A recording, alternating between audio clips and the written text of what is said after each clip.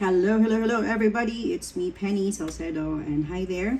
I will be sharing something here that I've never shared before, but I've always wanted to. I just never found any chance. But yes, I'm here today, and this is me honing my reading and speaking skills, and particularly to read and speak with an English or British accent. And I've had that for years, although it's not perfect. It's not even anywhere near perfect, so please do bear with me.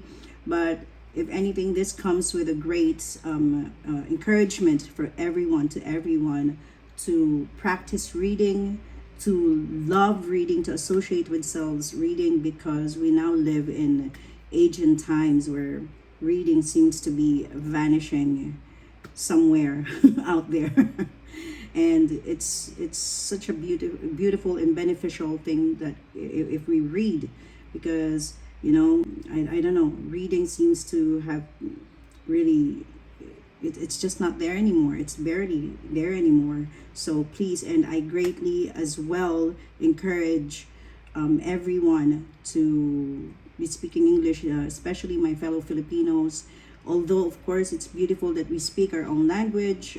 For me, Tagalog and Bisaya. So, maganda naman po talaga. And we can be very proud to wherever we are in the world, and that we be able to speak our own language. But then again, English as a universal language, it would be great if we'll be able to speak like correctly, articulately, grammar-wise, pronunciation, enunciation, everything else, with the P's and the F, the V's and the B's, the TH, the soft TH. But anyways, yes, I will be reading something here and with a British accent. So please do bear with me. It's a personal practice for me, to which I greatly pass on to you to encourage you to read. And it doesn't have to, when you're practicing reading, you're practicing having to speak while reading. It doesn't matter. It shouldn't be anything relevant to read, but just for practice. The placing of the tongue, the forming of the mouth. Again, with the P's and the F, it's not flower or 55, it's flower or 55. And it's not thank you, but it's thank you with a soft TH. It's not through the fire, it's through the fire. It's either through with TH and the with strong TH. Through the fire, okay? It's not through the fire. It's not thank you, okay? It's thank you. So yeah, those are just examples. And it's not V with a victory. It's V with victory. And it's not boy with voy, but it's B with boy. Okay, I hope I'm not I'm not confusing you. But anyways, let's get on to this reading with a British accent with yours truly. And the title of this is Reading Comprehension Worksheets. Here we go. Okay, so here we go. Reading with a practice of reading with English accent. Here we go. Okay. Reading Comprehension Worksheets. If there were only one aspect of language that students could study or that educators could teach, it would invariably be reading comprehension. Beloved reading comprehension, a friend to nearly every teacher of language. But what makes it so special? Why is it so revered by both students and teachers alike? To answer these questions, it helps to know just what reading comprehension is. Reading comprehension is defined as the level of understanding of a text. This understanding comes from the interaction between the words that are written and how they trigger knowledge outside the text. Humans are thought to have a set reserve, an established threshold for attention and absorption of information, commonly referred to as processing capacity. This being the case, it is generally believed that proficient reading depends on the ability to recognize words quickly and effortlessly. If word recognition is difficult, students use too much of their processing capacity to read individual words, which interferes with their ability to comprehend what is read. Many educators in the United States believe that students need to learn to analyze text, comprehend it, even before they can read it on their own. And comprehension instruction generally begins in pre-kindergarten or kindergarten. But other US educators consider this reading approach to be completely backward for very young children, arguing that the children must learn how to decode the words in a story through phonics before they can analyze the story itself. The reason why reading comprehension is such an effective learning tool is that, like art, it teaches students to manipulate the particulars in an attempt to represent the universal.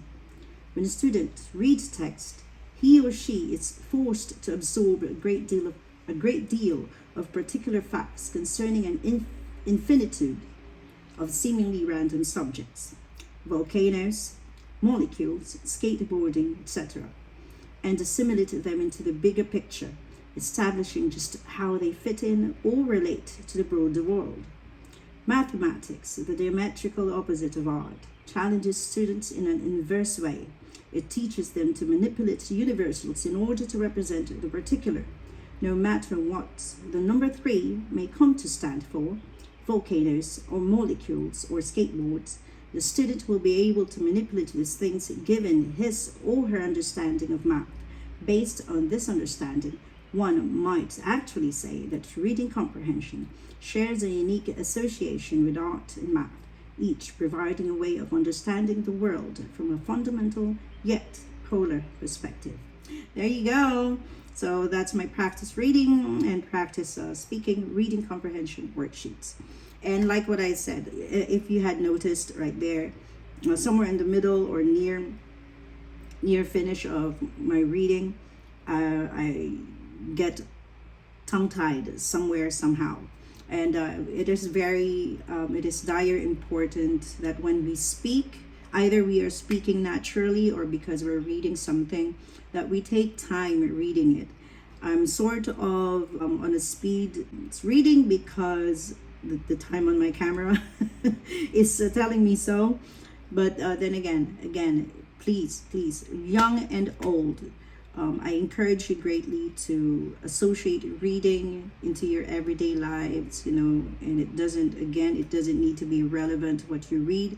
It's just for practice. I also tell this to my little kids, students, to practice reading. I put notes for their parents to read at home, because it is really important. And sometimes unexpectedly when we are reading, it as well catches our attention into something, and the next thing you know, you are then following up, making research to that word. Okay, for example, words as infinitude, and words that may be that are not familiar to you. It then gives you an opportunity to research for that word and get to know what it means, and that's a beautiful thing to be able to have and to absorb. So there you go, a little share today, and I hope you like that one. Thank you very much, and I hope you do follow me on my social media accounts. Once again, my name is Penny Salcedo. Thank you so much, and please do subscribe to my YouTube channel. I have 2 YouTube channels, and just follow. I'll put on the link so I don't need to go blah blah blah blah blah longer. Thank you so much, everybody, and I wish all of you a very beautiful and pleasant day today and always. And I always say this: be blessed and bless others in return. Be inspired and inspire others in return. Be motivated and motivate others in return. Spread kindness and cheers and love, because all of these things that I have mentioned are all from God above, and when you have this, you then have God in your hearts. Thank you, everybody. Bye-bye.